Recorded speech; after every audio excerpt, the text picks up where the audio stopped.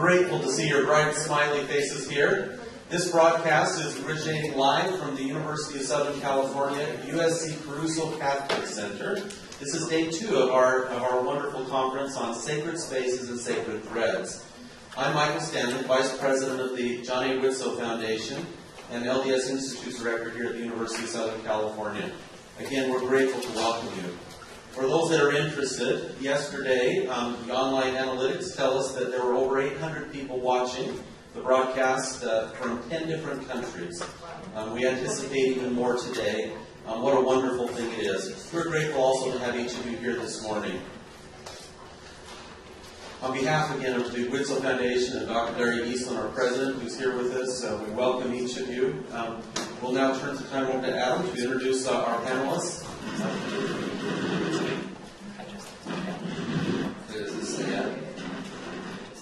Good morning, I'm Adam Moffett, a member of the USC Interfaith Council and also the USC LDSSA, Latter-day Saints Student Association, and I wanted to extend a very warm welcome as well to USC and this conference, which is going to be fantastic.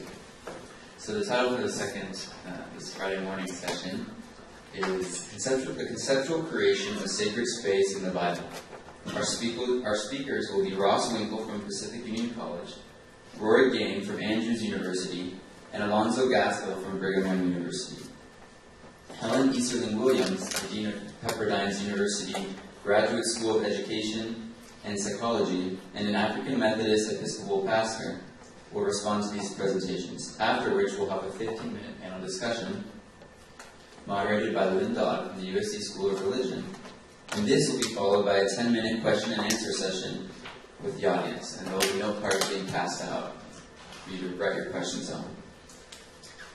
If you would like more information on the speakers and participants, check your program book and you'll find that there. Please join me in welcoming our speakers.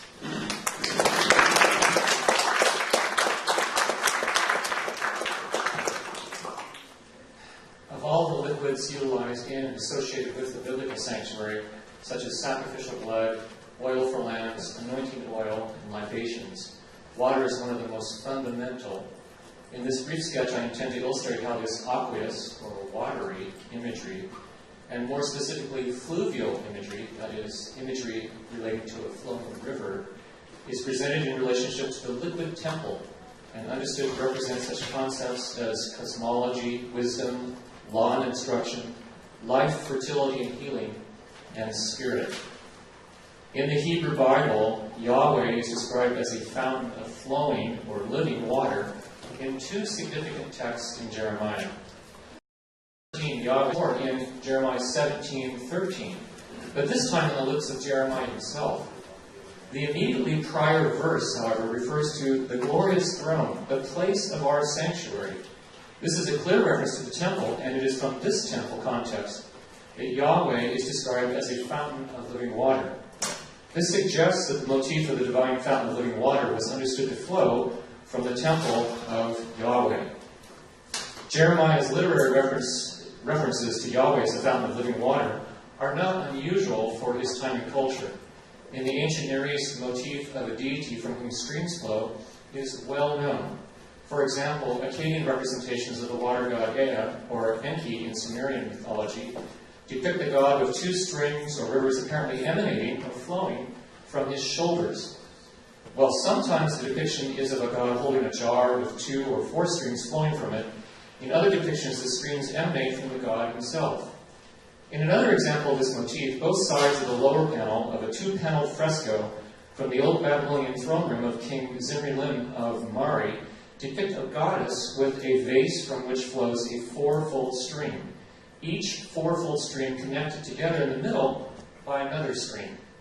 Fish swim up the streams toward the goddess on each side of the lower panel. One could exhibit a number of other examples, both literary and iconographic, of the same motif of gods or goddesses associated with streaming water. Since Yahweh is described as a fountain of living water in the Hebrew Bible, one would expect to see other references to water, in particular flowing or fluvial water associated with the sanctuary Yahweh. And this is clearly what one discovers. The concept of an aqueous sanctuary in the biblical text is primarily known from the references to the Mosaic tabernacle basin or laver, located between the tent of meeting and the bronze altar of sacrifice. And the massive analog in Solomon's temple, described alternately as the sea, the molten sea, or the bronze sea, mounted on 12 bronze oxen facing the 4 cardinal directions, and located on the southeast corner of the courtyard in the temple complex. Unlike the Mosaic tabernacle, Solomon also constructed 10 additional smaller bronze water basins on movable stands, half of them placed on the north side of the courtyard and half on the south. The purpose of the Mosaic tabernacle laver was for washing the hands and the feet of the priests before they entered the tent of meeting or came near to the altar to make an offering. As for Solomon's sea and the additional 10 water basins, their biblical purpose is sketchy at best, with only a brief note in 2 Chronicles 4:6 that the priests washed in the sea and the water basins were used for washing the burnt offerings. In terms of physical water in the earthly sanctuary, these large and smaller lavers, or water basins, were the most conspicuous. Later references to the heavenly sanctuary utilized similar kinds of aqueous imagery. For example, in Revelation 4:6, John sees what appears like a sea of glass, like crystal, situated in front of the throne of God. Later in 15:1, John sees again what appears to be a sea of glass in heaven, but this time he describes it as mixed with fire. The concept of a fluvial sanctuary is known from several biblical texts that either explicitly or implicitly describe streams or rivers flowing from the earthly sanctuary and its heavenly analog. In one of the most influential of these texts, Ezekiel 47, 1-12, Ezekiel explicitly describes water first trickling and then flowing east from the south side of the altar within the visionary temple complex. That flow of water becomes progressively deeper and deeper until it's higher than one's waist, and one can swim in the deepening river. The river flows east from the temple towards the Jordan Valley and enters the Dead Sea, where it makes fresh, or from the Hebrew standpoint, heals its salt water. Everything, in particular a variety of fish, lives where the fresh, healing water flows. The marshes and swamps, however, remain salty. All kinds of trees grow along the riverbank where the water flows from the temple, and they provide fruit every month as food and leaves for healing. In this utopian visionary portrayal, the river from the temple thus brings life, healing, and fertility to virtually everything it touches. This brings us back to Solomon's sea and associated water basins. The gigantic size of the sea was one of the most dominant features of the courtyard of the Solomonic temple. One can thus appreciate why numerous later Jewish interpreters understood the courtyard and other physical aspects of the temple to represent the primeval waters or sea. Among numerous interpretations advanced more recently, Elizabeth Block Smith has suggested that the sea symbolizes the waters emerging from Eden as described in Genesis 2:10. Victor Avigdor Hurwitz, however, suggests that the interbiblical meaning of the sea is hinted at in Ezekiel's description of the trickling water from this temple that becomes the great river. Because Ezekiel's vision includes no sea or associated water basins, and because the location of the source of the trickling water from the temple is apparently in the exact place where the sea had stood in Solomon's temple, he suggests that the deepening river replaced the sea and the water basins and represented the fertility, healing, and life that Ezekiel's river did. Such an interpretation provides cohesiveness between both aqueous and fluvial water imagery associated with the sanctuary.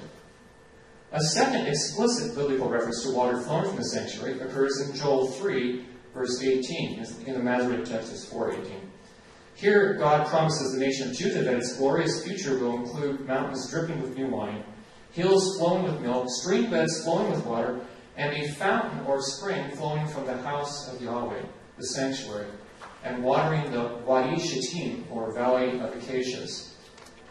Other biblical texts, such as Psalm 36, 7-9, Psalm 46, 4, and Zechariah 14:8, while only implicit, also support this motif of water flowing from the sanctuary. But another set of texts provides an unusual perspective on the implicit understanding of water flowing from, or rather irrigating, the sanctuary and its environs. In Psalm 52:8, the psalmist describes his faithfulness to God by asserting, "I like a green olive tree in the house of the Lord." Similarly, Psalm 92:12-14 asserts, "The righteous flourish like a palm tree and grow like a cedar in Lebanon. They are planted in the house of the Lord. They flourish in the courts of our God. In old age they still produce fruit. They are always green and full of sap. Such texts compare faithful humans to trees in the temple. But these human trees flourish and produce fruit because they are nourished by water that flows in the sanctuary. While there was no physical river or water flowing from the Mosaic tabernacle or Jerusalem sanctuary, it is clear that literature about the sanctuary did have a place for flowing water. Since it was a literary construct rather than a physical historical reality, such water flowing from the sanctuary could be termed, in the words of Francis Landy, a fluvial fantasy. But of what was such fantastic flowing fluid a symbol? Second Temple Jewish interpreters, such as the author of First Enoch, Wisdom of Solomon, and the historian Josephus, understood that there was water imagery associated with various aspects of the sanctuary and its cult. For instance, Ben Sira in chapter 24 described wisdom ministering in the holy tent and resting in the beloved city, Jerusalem, as the law or Torah. And he does so by utilizing the fluvial imagery of the four rivers of paradise along with the Nile and the Jordan, a clear allusion to the four rivers of Eden in Genesis 2. In the same chapter, Ben Sira himself also describes his instruction and teaching of those seeking wisdom in terms of fluvial imagery. Another example is the cosmological exegesis of Philo of Alexandria, who understood the purple dye utilized in the sanctuary fabrics and the high priest's robes to symbolize water, since the dye was derived from a sea snail. Furthermore, in contradistinction to the Hebrew Bible, which indicated that the pomegranate figures attached to the hem of the full-length or foot-length robe, the hyacinthian robe of the high priest, that were made out of hyacinth, purple, and scarlet material. Instead, he indicated that these were golden in fabrication. But what is of interest here is that he understood these golden pomegranates to be symbolic of water, based on linguistic considerations. For him, the Greek word for pomegranate, roiskos, was etymologically derived from the flowing, or rusis, of water. This connection between pomegranate and flowing is linguistically possible. Roa, a word related to roiskos and meaning also pomegranate, may have derived from the term rus, which means stream. Philo also understood that the hyacinthian robe, symbolizing the element of the air, was the chariot from which was suspended both the earth, symbolized by the floral imagery on the hem of the robe, and water, symbolized by the pomegranates. When one examines the New Testament writings, the imagery of water flowing from the sanctuary, as understood by Christians, had largely coalesced around the theology of life through the Spirit, whether the Spirit of God or the Spirit of Jesus. One contributing factor was the explicit and implicit association of the Spirit with water in such texts as Isaiah 32, 14-15, and 44, 3-4, where the water poured out on the ground and the resultant streams refreshing the earth is paralleled with the Spirit poured out on God's people. Interpreting the water flowing out of the liquid temple as the Spirit would be natural, and thus one observes Acts describing Jesus pouring out the Spirit from heaven on the day of Pentecost, in chapter 2 and chapter 10. Paul's references to drinking the liquid Spirit in 1 Corinthians 12, as well as his reference to Christians producing the fruit of the Spirit in Galatians 5, that is, fruit produced by human trees that are nourished by the liquid Spirit, are also illuminating in this regard. The pervasive and striking water imagery in the Gospel of John, particularly chapter 4, chapter 6, and chapter 19, along with John's emphasis on Jesus being the new temple, particularly in chapter 2, yields the streams or rivers flowing from the temple understood as the Spirit flowing from Jesus. Thus, in John 7, verses 37-39, when Jesus, on the last day of the Feast of Tabernacles, a feast that involved striking water rituals in the temple, invites the crowds to drink from him, he refers to the rivers of living waters that would consequently flow. But John then explicitly states that these rivers that flow refer to the Spirit. These rivers arguably flow from Jesus, the temple, and yet in probable Johannine ambiguity can also be understood to be flowing out from the believer. And in the book of Revelation, John's inaugural vision entails a description of the one like a son of man dressed in a high priestly robe and sash in chapter 1. A 7-part further description then ensues in verses 14 to 16. John describes the voice of the one dressed in this high priestly robe and sash as sounding like many waters, an allusion to Ezekiel 43:2, which described the return of the glory of God from the east, the glory sounding like many waters.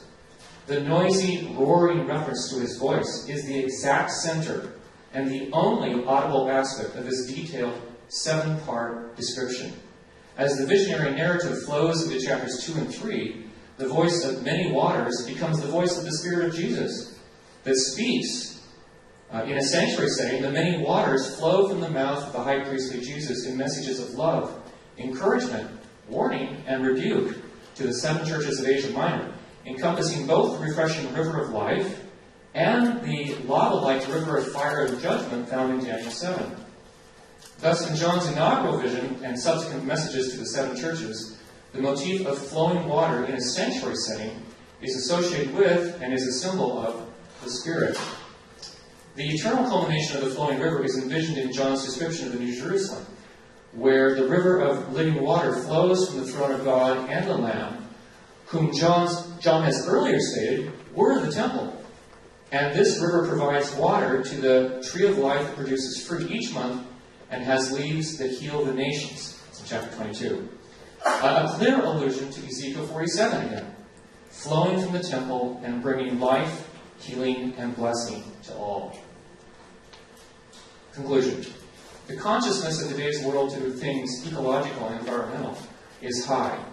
In particular, we in California over the last few years have become much more attuned to the necessity of preserving water, since it is so critical to our physical life. In the ancient world, the necessity of water was arguably more urgent because of such things as the lack of modern technology, fast transportation, and engineered water systems and supplies. One of the fundamental and critical means of water thus became the sustenance of life for all living beings, and this image became a foundational aspect of temple theology.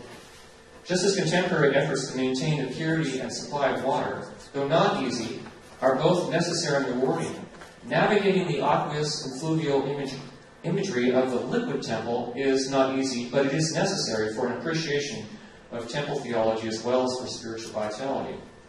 Just as water sustains animate life in our world today, rehydrating and refreshing our lives both individually and corporately together, so renewed interest in, understanding of, and appreciation for the imagery of both aqueous and fluvial water in association with sacred spaces like the biblical sanctuary would also be refreshing. In biblical terms, the rivers would flow, the desolate wilderness would bloom and blossom, the fruitless trees would repeatedly bear fruit, and people would not only be refreshed, but healed. We can irrigate and rehydrate our understanding of and appreciation for the truths conveyed by the sanctuary, emphasizing that temple theology includes the trickling, gurgling, streaming, flowing, surging, cascading, splashing, and gushing work of God in bringing new life, radical healing, flourishing nourishment, and rich blessing to all who drink its thirst-quenching waters. Thank you.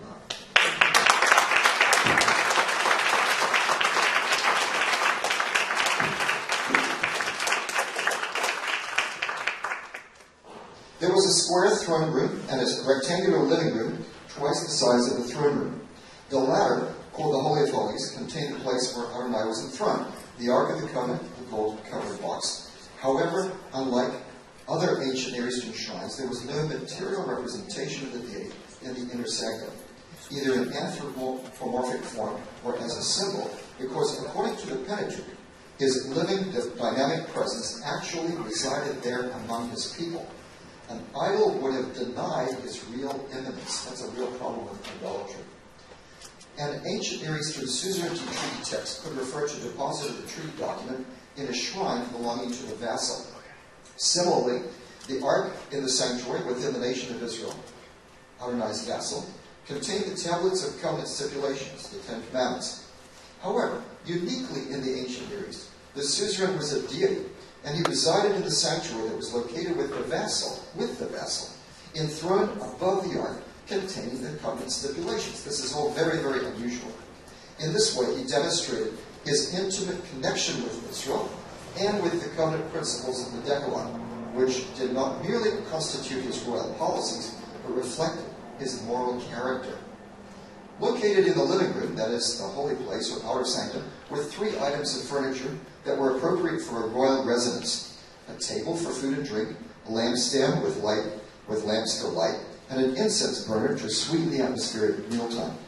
The branched lampstand was shaped like a stylized tree with cups shaped like almond blossoms. The almond tree, shaked, was associated with watching or wakefulness, verb from the same root shakad as in Jeremiah 1, due to the fact that it blossomed earlier in the year than other trees, so it was the wakeful tree.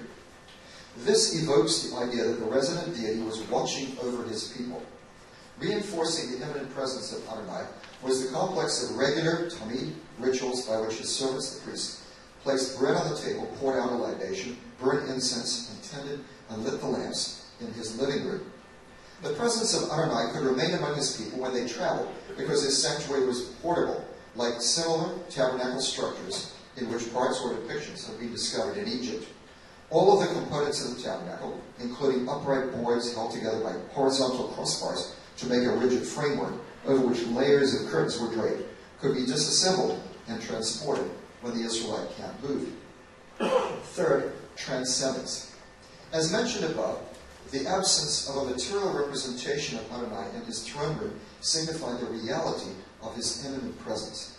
At the same time, the way in which he was enthroned over the Ark of the Covenant manifested his transcendent nature. The Ark was not shaped like a throne or even a footstool, and Adonai hovered in the air above and between the cherubim figures on the Ark. The fact that Adonai, as a personal, volitional being, was separate from the sanctuary, although he was present there, meant that he could come or go by himself. Thus, his glory filled the tabernacle before the ritual consecration of the sanctuary, showing that his movements were not dependent on human activities. By contrast, ancient Near Eastern deities, represented by their idols, were installed in their new shrines through ritual processes carried out by humans.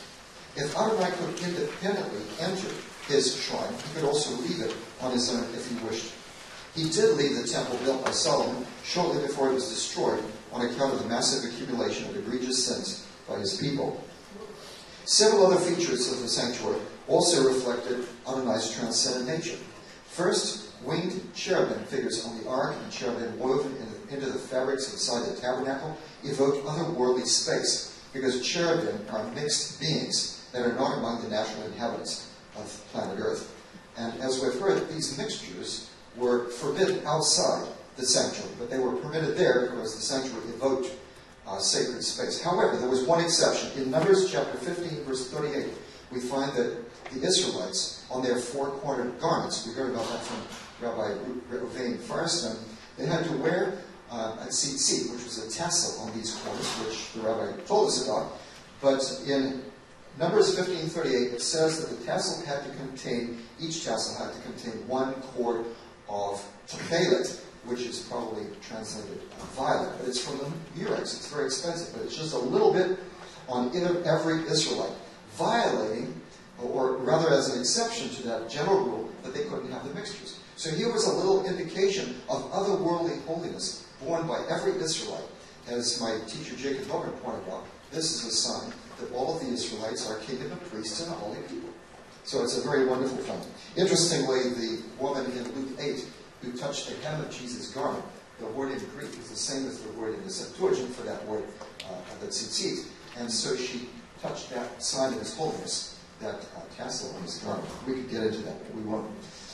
In ancient Near Eastern iconography, composite creatures represented gods and demons. For example, at Abu Simbel, in the depiction of the smaller, square-shaped inner sanctum of the tent shrine of Ramses II, the cartouche representing the pharaoh's identity is flanked by two anthropomorphic but winged images of the god Horus, facing each other, just as winged cherubim facing each other overshadow the cover of Adonai's ark in the most holy room of the Israelite tabernacle.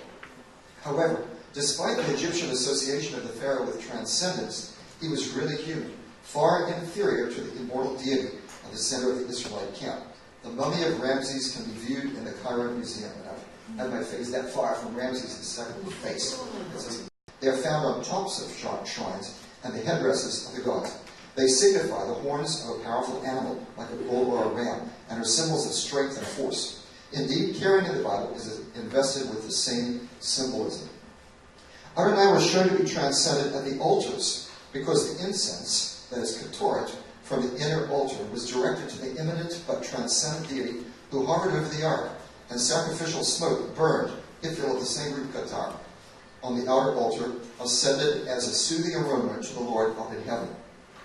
The ark and the altars were located along the central axis of the sanctuary, and it was these objects that received applications of purging blood on the Day of Atonement. The connection between the three items linked the covenant stipulations with divine power in a way that seems to have signified Adonai's ability to justly hold his people accountable to the principles of his covenant, to which they were bound by the blood of the ritual through which the covenant was established.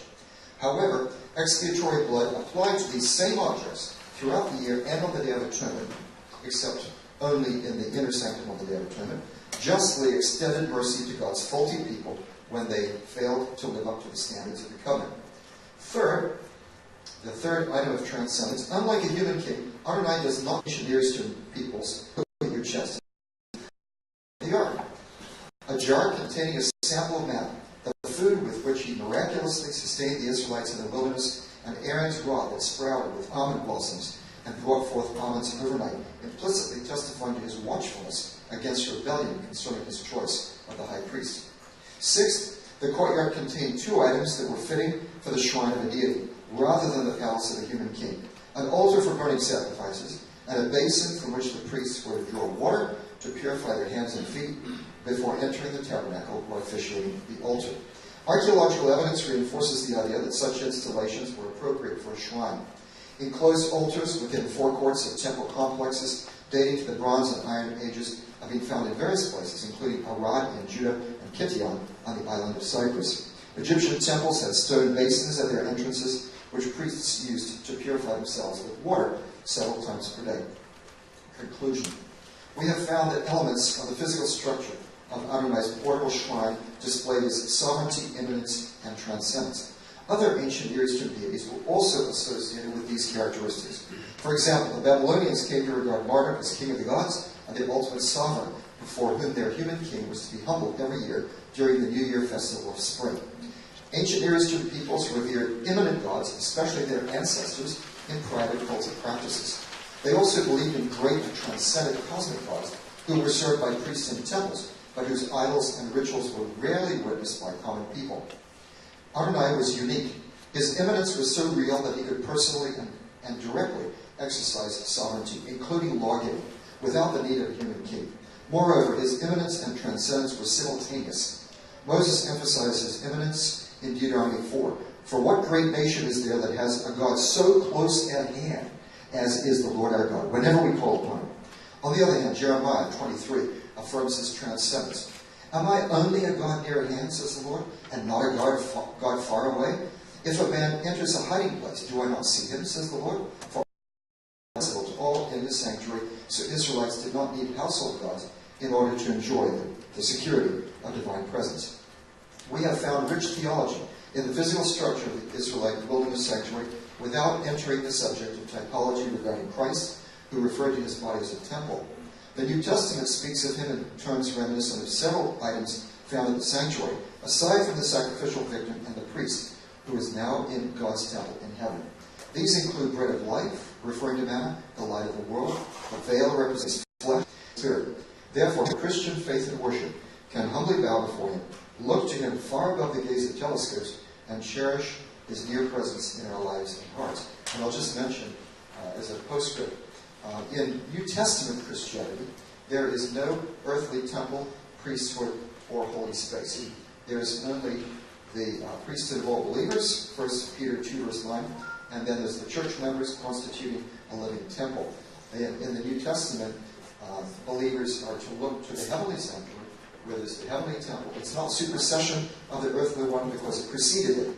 The earthly one was built upon it, and then the earthly one was only a type, and it was temporary, it was taken away, and then we look to the real one where Christ is in heaven. That's a summary of New Testament theology. Okay, that's it. Not my particular topic doesn't necessarily fit in completely with this title, of Conceptual Creation of Sacred Space in the Bible. I was given a little bit more of a modern kind of application, or that was my assignment: religious ritual and the creation of sacred space. Among the most visible aspects of religion is sacred space. The concept is foundational in many ancient contemporary religious societies: the Western Wailing Wall in Judaism, Mecca and Medina in Islam, the tomb of Jesus in Christianity. Locations of veneration often hold a place of profundity, sometimes because of their past significance, but also often because they symbolize hope for the future. They frequently hold the promise of some future transcendental experience akin to that which originally happened there. There's also a tension, of course, between sacred space and the profane space. The profane surrounding the sacred on all sides. Yes, I'm sorry. In many cultures, religions, and societies, sacred space serves as a respite from the perceived form of God. They'll stop in a minute, I promise. Well, maybe they never do. That's reality. It's a place of protection, a place to commune with the divine. There are a variety of reasons why certain locations are deemed sacred by practitioners. Sometimes it's because of what has taken place there in the past. And so, for example, the grotto at Lourdes for Roman Catholicism, or the Holy Sepulchre for Christianity, generally speaking. At other times, space is held to be sacred because of what is expected to take place there. So, for example, the Mount of Olives, where, according to Zechariah 14, Christ will place his feet at some time leading up to the Second Advent, or Adam on Beyond in Mormon eschatology. Sometimes space is perceived as sacred because it belongs to the realm of belief, imagination, or hope, like purgatory or heaven. Regardless, at the core of location veneration is the desire to connect with the divine. Thus, when the transcendental has occurred, the ancients would consistently erect monuments or altars or things such as that as a means of not only commemorating the location as a holy spot, but also commemorating the occasion that which took place there. Of course, sacred space is not solely for the location of the miraculous. Eliade pointed out that often there is no need for a theophany or a hierophany, properly speaking. In some sign suffices to indicate the sacredness of a place. The sign, fraught with religious meaning, introduces an absolute element and puts an end to the relativity and confusion. When no sign manifests itself, it is provoked. This amounts to an evocation of sacred forms or figures for the immediate purpose of establishing orientation in the homogeneity of space. In other words, where a particular location cannot be directly connected to a sacred historical event, the performance of sacred rites or rituals on such a spot is sufficient to establish its sacred nature. God, therefore, can be the creator of sacred space, but so can man. Eliade added that since a religious man cannot live except in an atmosphere impregnated with the sacred, we must expect to find a large number of techniques for consecrating space. The ritual by which he constructs a sacred space is efficacious in the measure in which it reproduces the work of the gods. I think there isn't much question but that many go to sacred space to do the work of the gods, regardless of what that work is or in what form it takes in their particular religious tradition. And priestly clothing, often worn during religious rituals, traditionally represents the guard of gods and angels. Special clothing denotes a change in status, from mortal to immortal, from ordinary human to priest or priestess. When one cannot point to the transcendental as justification for one's sacred space, one may simply create the transcendental through ritual. Now, it is often assumed that a given place is holy because of what has or will take place there, and as I said, that's often the case. But in reality, sometimes the exact opposite is the situation. In many cases, ritual makes the location venerable, not the space itself. Douglas Davies said, ritual often works in a way that adds many layers of meaning to objects used, to actions performed, and to places where rites take place. Holy rites make sacred space, sacred places, most of Space certainly exists aside from ritual. However, the ritualization of space is where the transition from ordinary to sanctified happens. Sacred space becomes sacred because it's endowed with sacred meaning. Prior to that, the holy is simply mundane. While this may seem somewhat counterintuitive, there's ample evidence of this. For example, in the Roman Catholic Church, when one enters the church and kneels to genuflect, the genuflection is not because the space is inherently sacred, but because one has entered into the presence of the consecrated Eucharist. And thus the Eucharist and the act of consecrating is what makes the space holy. It isn't the building, it's the rite that consecrates the space. For Mormons, they make much of the sacred space associated with their temples. But similarly, it isn't the temple but the rites that make the structure holy. So, for example, May 4th of 1842, the temple endowment, the highest of Mormon liturgical rites, was administered in Joseph Smith's red brick store. Similarly, on July 21st, 1849, Brigham Young and 10 other men administered the endowment to Addison Pratt on Ensign Peak. The store was but a store, the hill was but a hill, and remains such today. However, because of what took place there, both of those locations were for a time sacred space. In support of the view that ritual creates the sacred, Eliade pointed out that there are privileged places qualitatively different from all other. A man's birthplace, or the scenes of his first love, or certain places in the first foreign city he visited in his youth. Even for the most frankly non-religious man, all these places still retain an exceptional, a unique quality. They are the holy places of his private universe, and as if it were in such spots, that he had received the revelation of a reality other than that in which he participates through his ordinary daily life. As Eliade suggests, we each have spaces in our minds and hearts that are in some sense hallowed because of what took place there. As I was walking across campus yesterday, I was having one of those kinds of deja vus, where I'm experiencing all of these things from my youth, being back in college. Again, it's not the space, but the experience which makes them sacred to us. And so we sanctify space by ritualizing it. And whether we do that psychologically, socially, physiologically, spiritually, as we create rites of transformation, the precincts in which those rites are reformed take on a sacredness for the practitioner. Now, while it's true that the majority of the world's major religions have sacred space, there are exceptions. If ritual creates sacred space or helps to form sacred space, then traditions with minimal amounts of ritual will have little need for holy habitations. As a singular example, one might look at low church Protestants such as Baptists or evangelicals, who traditionally don't have much in the way of rites or rituals. Sacraments are not customarily in those traditions seen as salvific. Consequently, sacred space is often absent. The sanctuary doesn't provoke the same sense of awe because of the lack of rites of transformation. The space is traditionally utilitarian rather than sacred or ritually transformative. On the left here we have a picture of a Protestant church in Payson, Utah, where I hail from currently. And on the right is the Eastern Orthodox Church in which I grew up and worshiped for so many years. The space kind of testifies to the emphasis on ritual. This is not to be taken as a criticism of local church Protestantism by any means, only an observation about the role of ritual in creating a sacred space. While ritual can create sacred space, ritual alone is not enough, and this is an important point. What makes ritual empowering and transformative, what allows the profane to become holy, isn't simply engaging in a rite, it's the act of endowing the rite with meaning. Until a ritual has connotation and significance, it is simply words and movement, and thus it has no power to enchant, to transport, or to change the participant. As evidence of this, one might note how the irreligious often behave religiously, though frequently unaware of the fact. They engage in religious behaviors, but those behaviors have no religious impact on them, because the religious meaning has been stripped from the act. It isn't present. As an illustration, take something as simple as circumcision. No PowerPoint for this one. A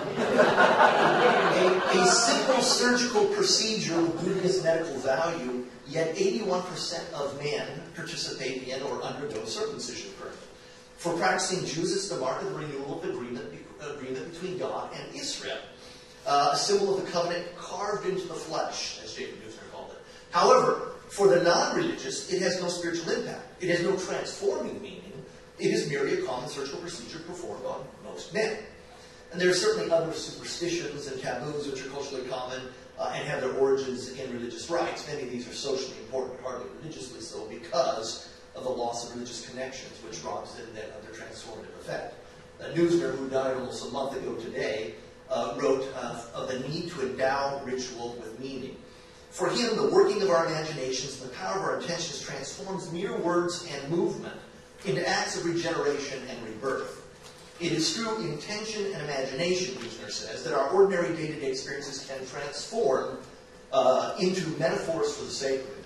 He said this: rightly spoken with proper intention, coming from the heart, words bring forth worlds through enchantment, turning the everyday into something remarkable. The enchantment of heart and soul and mind which comes to expression in deed turned into gesture. A commonplace deed may be to light a candle. A gesture is to kindle a flame to inaugurate the Sabbath. A deed is to eat a cracker. A gesture is to raise a piece of unleavened bread, a cracker of a certain kind, and to announce that it is the bread that our ancestors ate when they hastily left Egypt, and then to eat the cracker, close quote.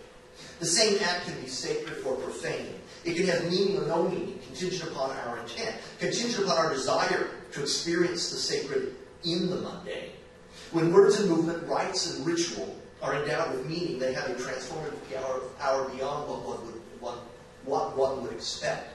If you're not hardwired for ritual, I think that's not always the case. But for those of us like myself who are really hardwired ritualistically and need that, it really does have profound transformative power. Nusser added this. He said, through enchantment, transformation of the ordinary so takes place with new worlds of meaning, new realms of being come about. Words speak to us, therefore, for the mind, but through enchantment, words bring to life this other world of meaning altogether. The world of vision, of form, of sound and feeling and gesture, of movement and stillness, speaks to and therefore for the imagination, which in God and humanity alike flourishes in the soul and in heart and in spirit, close quote. Douglas Davies similarly pointed out the reality that, quote, things are potentially sacred, but they require a suitably sacred mind to appear in their true character, close quote. So where ritual can turn a mundane locale into a sacred precinct, intentionality of ritual turns movement and words into the holy and the provocative. Significantly, our English word for liturgy comes from a Greek word that means to labor, similar to Hebrew for divine service, meaning the service that would have been performed in the ancient temple cult and Hebrew Bible, means to work. The part of ritual, which is work or labor, is not attending or participating in the rite. Rather, it's the discovery of meaning, the ritualization of enchantment. Spiritual transformation, which is the point of ritual, is work. It's hard work. Turning everyday space into sacred space requires intent and labor. Turning everyday words and movements into otherworldly words and movements requires work and intent. It is through such work and intent that sacred space and empowering rites find their life. Mormons struggle with this one, I think, in this sense. We do a pretty good job of getting people into the temples to engage in the rites there. What we don't do a good job at is getting people to spend time trying to figure out what does this mean. Consequently, it doesn't often have as much of an enchanting or empowering or transformative experience for people if they go through for years but don't think about what is the message here beyond the basic doctrine. What is the symbolism? We struggle with that. Generally speaking, people today do not communicate well through symbol and ritual. Symbolism and rite have become lost languages. Western societies often are no longer bilingual. They can still speak the language of the secular, but the sacred has often fallen from our vocabulary, tragically.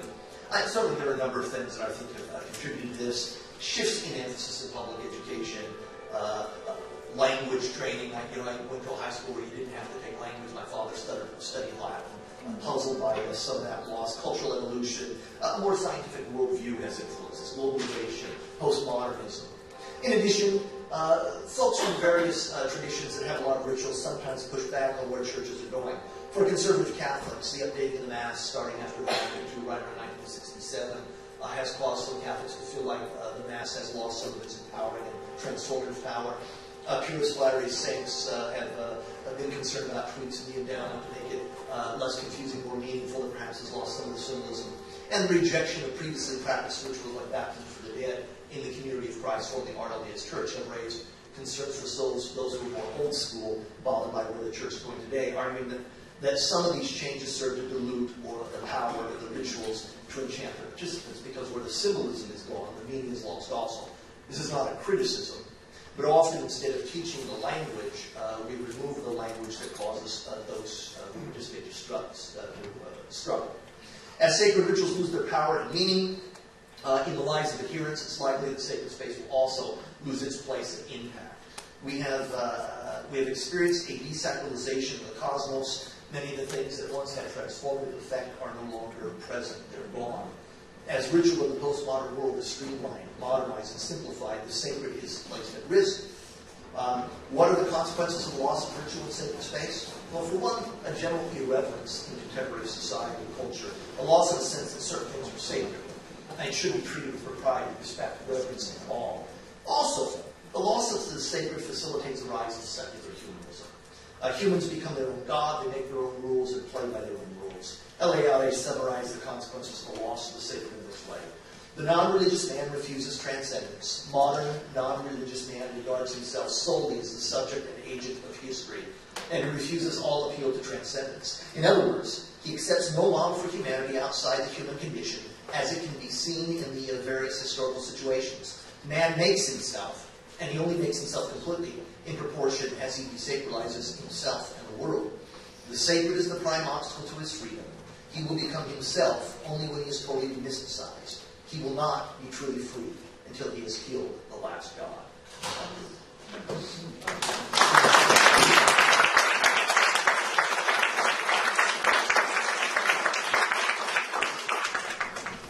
Well, good morning, everyone.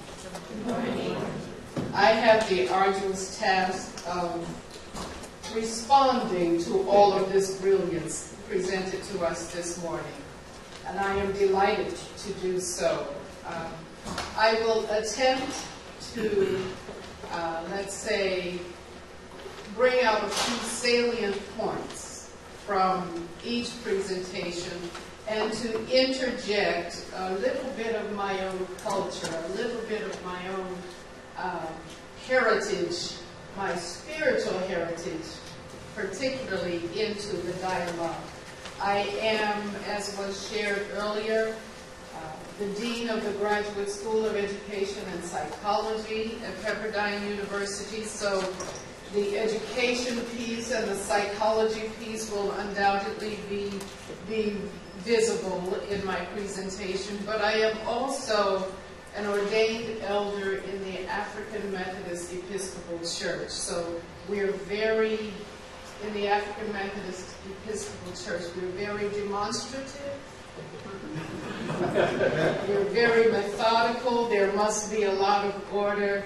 And we can have our high holy day kind of experience. So there's a blend of everything, which I think makes us a rich tapestry of religion and spirituality in the church.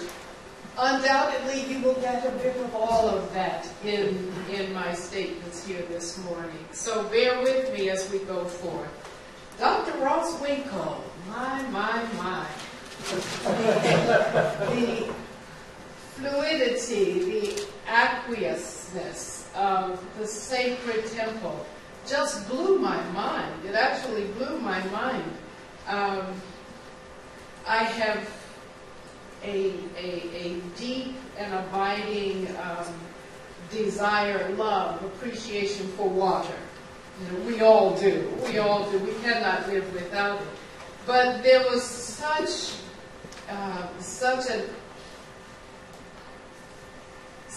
a conceptual component to your document that I found it necessary to stay rooted in the ground, in the earth, as I flowed through your document. I was first and foremost struck by that, and then I moved to the fact that you stated that there was no physical support to the notion of trees growing in the temple. And that may be very true when we look at the architecture. It may be very true. As a child, I could not help but understand and believe that there were actual trees in the temple, and that there was an irrigation system that fed them. I am not so ready to let go of that. I struggled with your piece because I was not ready to let go of that in its entirety. And I have to think about the way our forefathers and foremothers took lots of time and energy and skill in building the edifices of the past. How many of them still stand today? I think of the pyramids, how they still stand, and the intricacies of it. And I have to believe that there could very well be a physical irrigation system that runs through, that supports the trees that flow, that live in the temple. And so I would encourage you to investigate that a little more. It would be lying to investigate, but I would encourage you to investigate that a little more. Literally and symbolically, water in the temple is huge. I think you did a fantastic job of painting the picture of the 4 rivers and the 4 corners of encampment around the temple. It was absolutely astounding. Very, very well done. Then I moved to, let me be quick because I only have 10 minutes with all of this that was given. I have here a note that says, develop more fully water flowing to the Dead Sea. You mentioned the Dead Sea in your document. And that 2 streams of water leaving from the temple actually flow to the Dead Sea. And I would encourage that we all take time to look at that and rightly divide that, if you will, because the Dead Sea just happens to be the lowest point on earth, as many of us know. Nothing tends to grow there, yet water flows to the Dead Sea. Water brings life. There's something mysterious that happens at the Dead Sea when you've got 2 streams of water flowing there and no life. Yet there are chemicals in the Dead Sea that we now know are very instrumental in healing human condition. And so, in my mind, that makes the Dead Sea, though it be dead, as we know it, a very sacred place. So it's interesting to me that water can flow and create what man calls something dead, but yet it gives life. Yet it gives life. There's much more I have here for us, but I will try and move right along.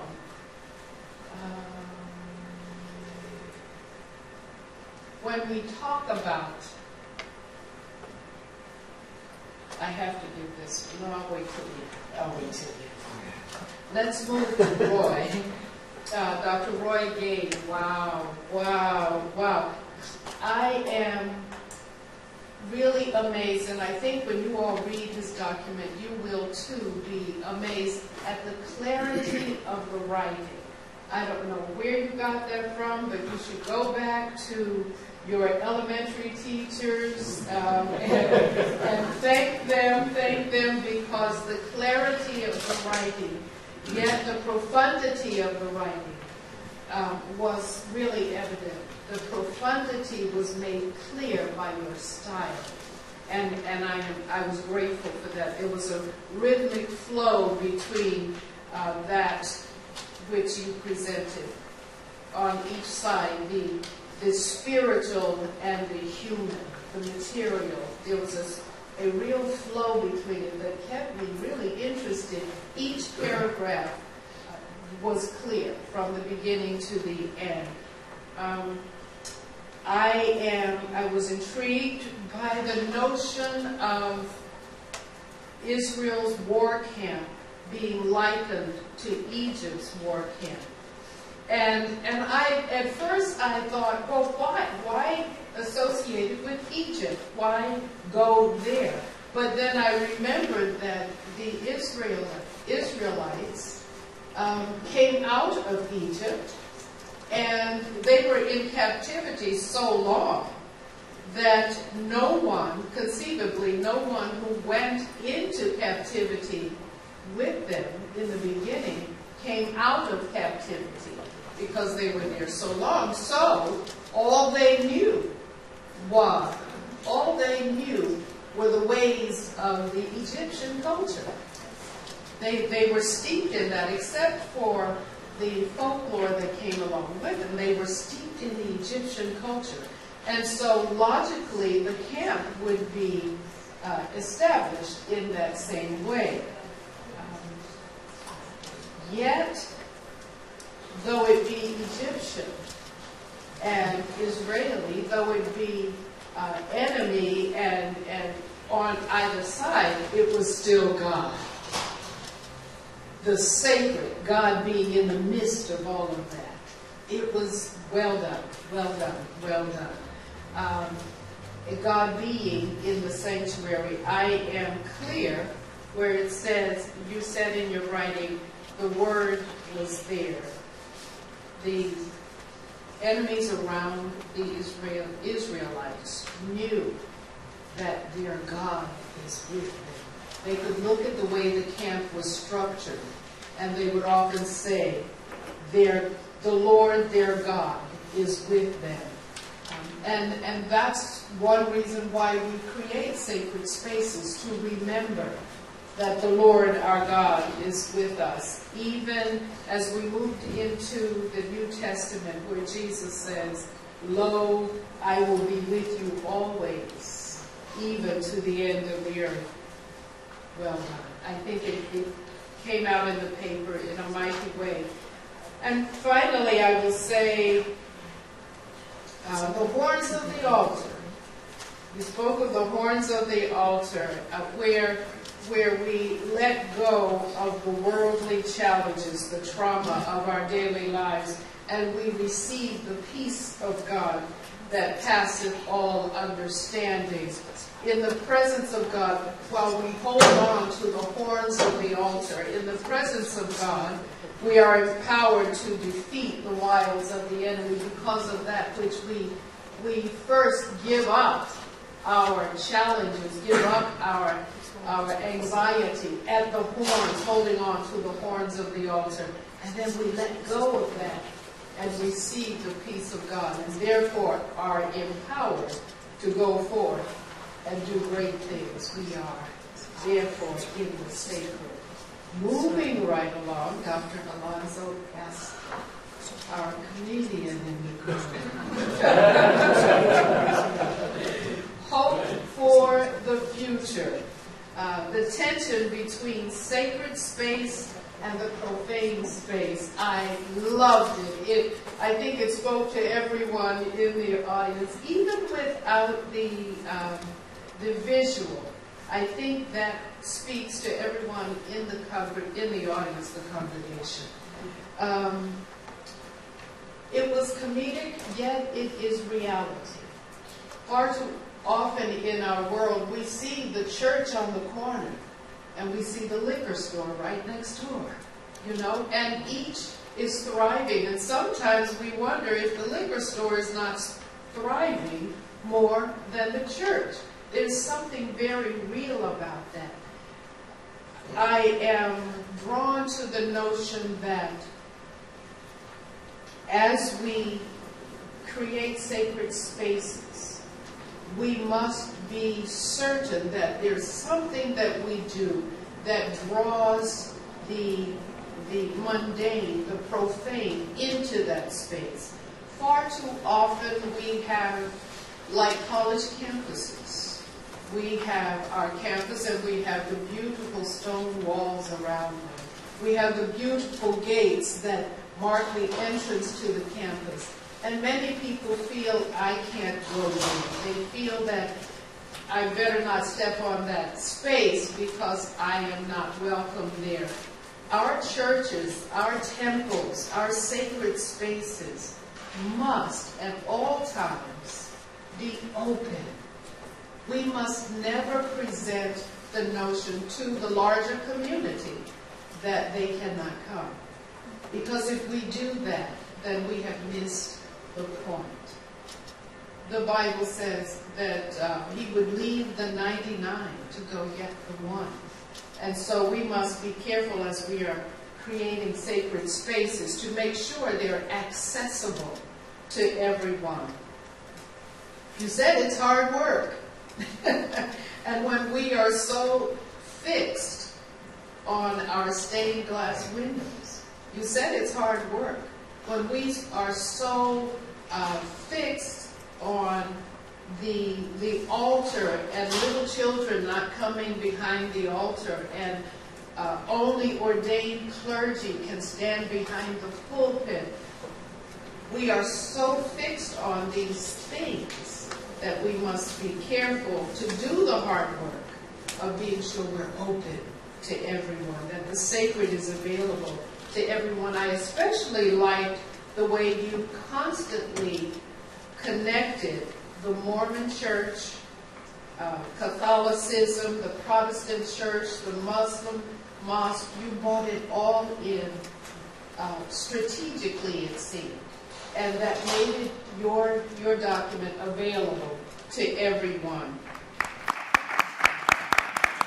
You know, all of your conversations, which have been immensely interesting and provocative in terms of thinking about the richness of sacred space and practice and encounter with divine and the making of sacred space. And that is that we're in each situation you're talking about a place that is in a community and coming out of a community of people. And I wonder both in terms of the biblical creation of sacred space and also challenges to that may be visible that have been talked about in modernity, in our contemporary frame.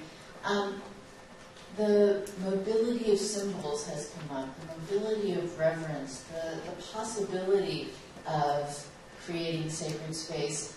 How do you see what do you see in the conversation between ancient and modern about the mobility of reverence, the mobility of sacred space that is perhaps something that we can think about today to understand our relationship to the sacred? When you, Alonzo, for example, talked about making and work and ritual and the introduction of imagery that really is founded, for example, in creation with water, and tying us to the world of creation and coming out of the temple, the sacred coming out of the temple. And so I wanted to ask you just for reflections on the mobility of reverence and sacrality, and how that might affect the community, the people who experience it. There's a fundamental difference between the modern worldview and the ancient worldview. And the worldview, when I say modern, I mean modern Western, because others elsewhere, like in places like India and so on, don't have this. They have what is more common to the ancient Near East. That is, as John H. Walton has pointed out, and as we all know, he articulated something that's very obvious. The ancient people and modern people, as in India, don't have this barrier between the supernatural and the natural. That doesn't exist. And what has created that barrier for modern people seems to be the wonderful, glorious gift of science. Because with science, we regard whatever is beyond the reach of empirical investigation, we regard as supernatural. But the ancient people didn't have that.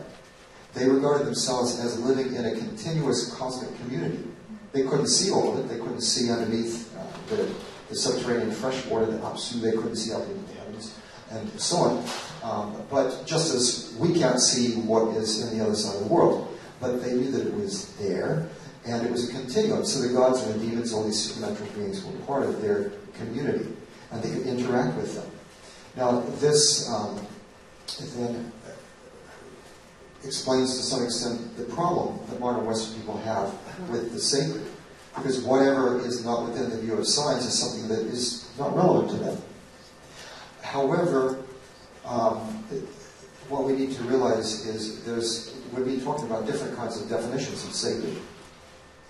And we talk about the sacred as something that's special, a special place that we regard as special because of what happens there, your paper, and so on.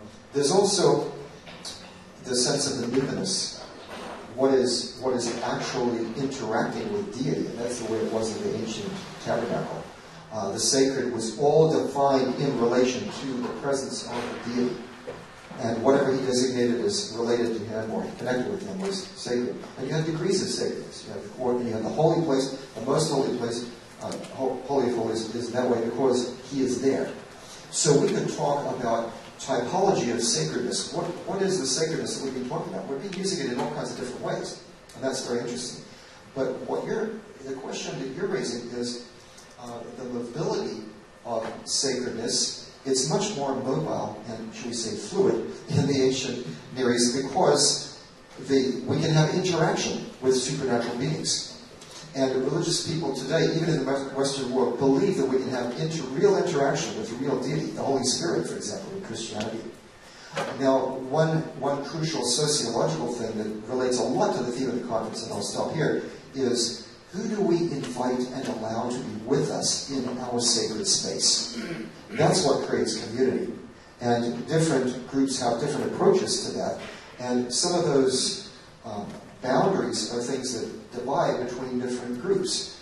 But if we examine that more and we discover who we're relating to in terms of that mobile community, then maybe that can affect our view of who we allow in our sacred space.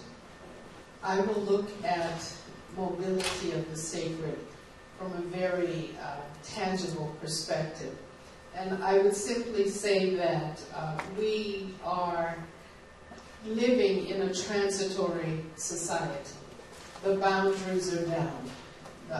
We get on a plane, we can have breakfast in Malibu and dinner in Paris. You know, the boundaries are down. We are citizens of the world.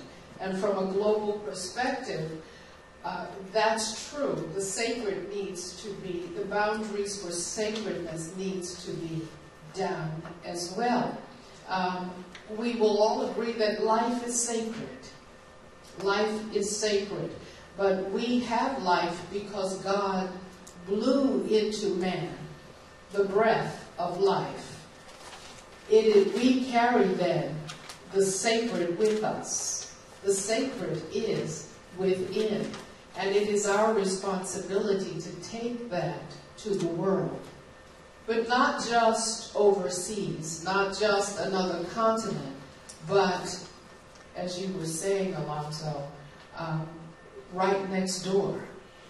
The man on Skid Row needs to see the sacred that is within us.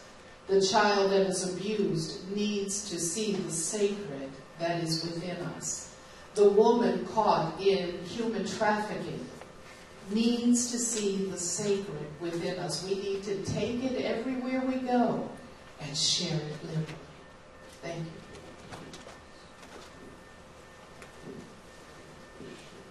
So, to take some of the questions here, we have an interest in the shape of the sacred and the early tabernacle in particular, the mobile sanctuary. And so I wonder if you, on the panel, could speak a little bit about the transition from, for example, a mobile sanctuary to which we have textual evidence, and the symbols around it that include war camp, as compared to, in the Christian tradition, the no longer the necessity for a temple, for a place, and for the change of symbols that pertain to that sacred place, so to speak, or the lack of the need for it, perhaps, and what change that reflects. It's a very profound difference. Of course, there was a change. That is challenging and an important question.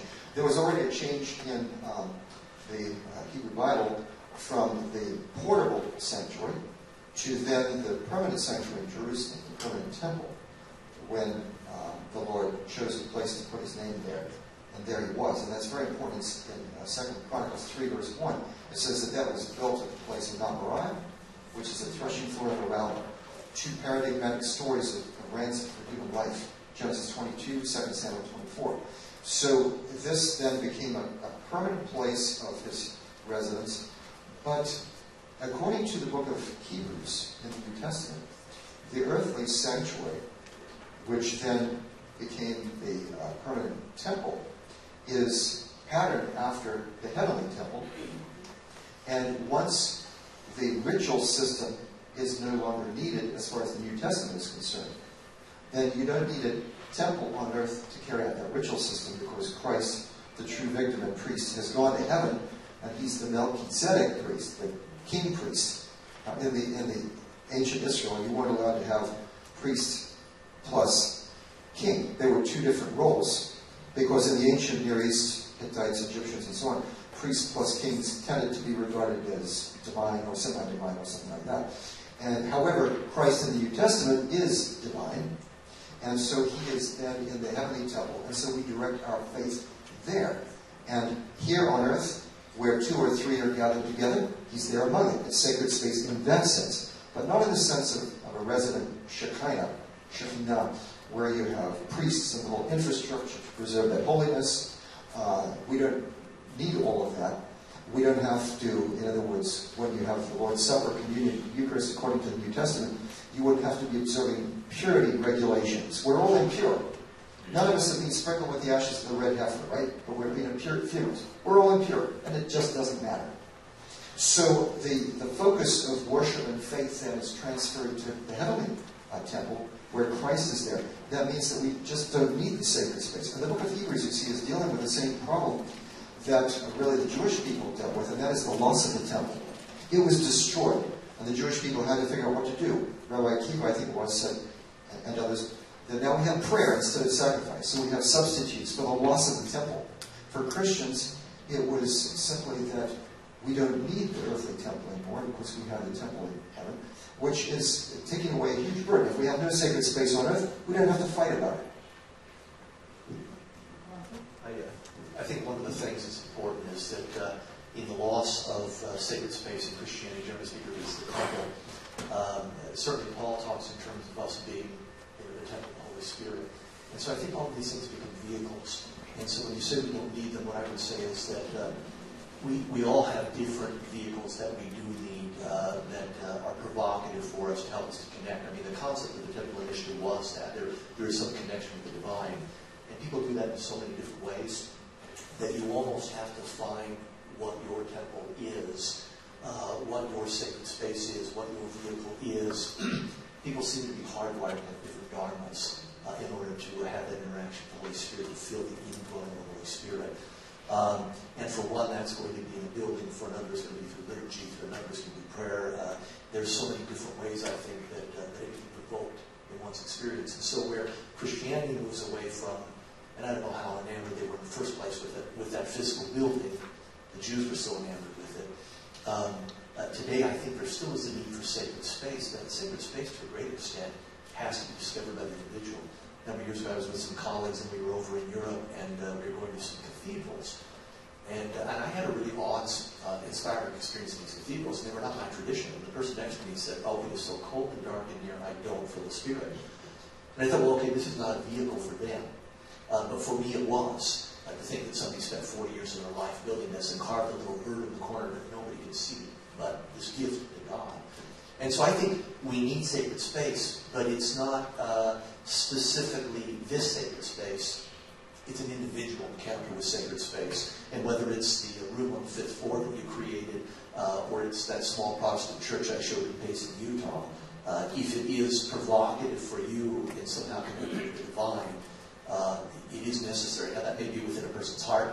It may be in reading the text and seeing the temple in heaven as the means, or it may be something much more tangible if you're hardwired for ritual like I am. But I think the need for sacred space is very contingent on the person. And I'm not talking in terms of whether you need rites or the rites are something or not. I'm talking in terms of a rite has no power to enchant you, unless, again, you're having that kind of encounter where it is for you sacred space, it is sacred movement, it is sacred words. And so I think we're hardwired differently. What one needs to connect with God varies from person to person. Anyway.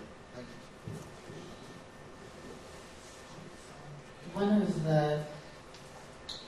of the questions speaks to the role of the sacred, and I think that Dr. Williams put that forward very clearly, speaking about all the ways that we can interact in the world in a way that really links to the symbolism of water and refreshing and creation. And we here in California, of course, are so well aware of the need for water. And So I wonder if one of you or a couple of you in the last 2 or 3 minutes that we have here might want to comment about not only for us what benefits we might get in that experience of illuminous or reverence in the sacred, but also throughout religious traditions, how the coming together, that experience is intended to have an outward, tangible, let's say, result. The whole purpose of, well, I shouldn't say the whole purpose, but a major purpose of God's people being God's people was that the news, the message, the understanding of God would flow out to the nations around it. And if you look at what John says, the Gospel of John, with regards to Jesus saying, come to me, drink from me, and rivers of living water will flow out, that's a very interesting text. It's not easy to exegete grammatically, and so it sounds like it's talking to Jesus, but if you look at another way and punctuate it a different way, it could be from a believer. But that would then substantiate the initial theology that it goes out. It goes out from Christ to the believer, and from the believer out further to others. So we as individuals can have the water of the Spirit that then reaches out and touches other people, and it still reaches out to other places around the globe, our interactions with others and so on. Maybe just a brief word, and that is Leviticus 11, verses 29 and following speak of unclean creatures that defile their carcasses, defile things by touch. So they defile food and water and those kind of things. However, in verse 36, a spring or a cistern of water cannot be defiled. So a carcass can fall into that of one of these creatures, and it can't be defiled. Why? Because it's a source of purity. And this then, to me, illuminates why in the New Testament, that at least the New Testament's view of Jesus, who could touch lepers, he could be touched by a woman with an unclean flow of blood. And he wouldn't be affected because he was a source of purity and healing. He said, the power has gone out of me, he says in Luke 8. He could be a source.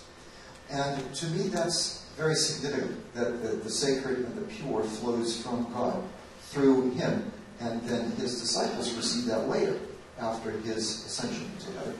Then they touch people as well, and they're healed.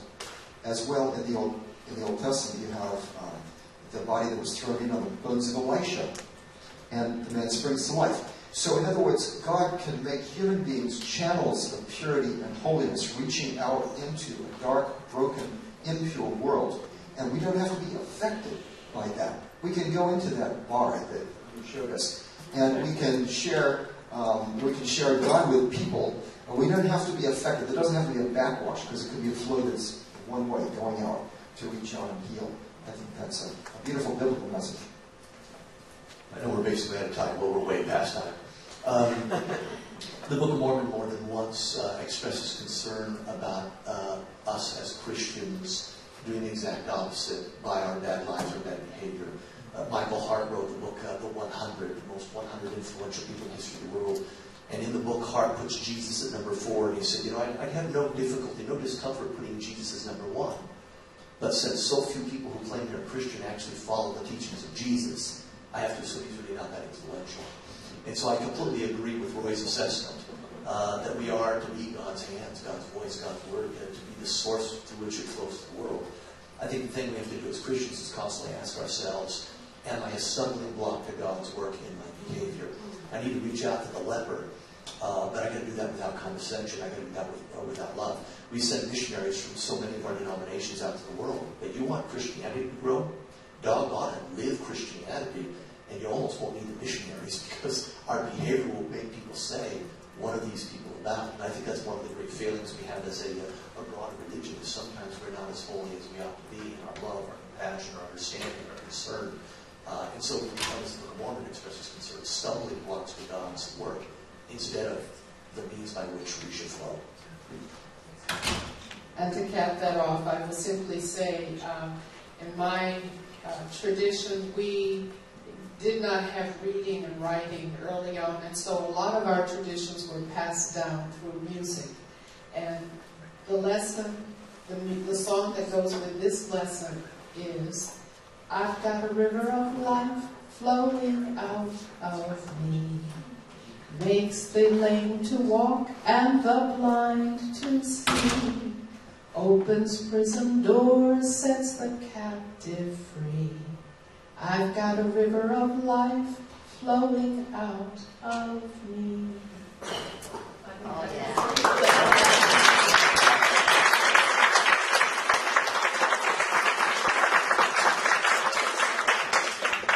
Thank you all so much. Thank you, panelists. And I think we have a break before our next session begins, so I look forward to seeing you there.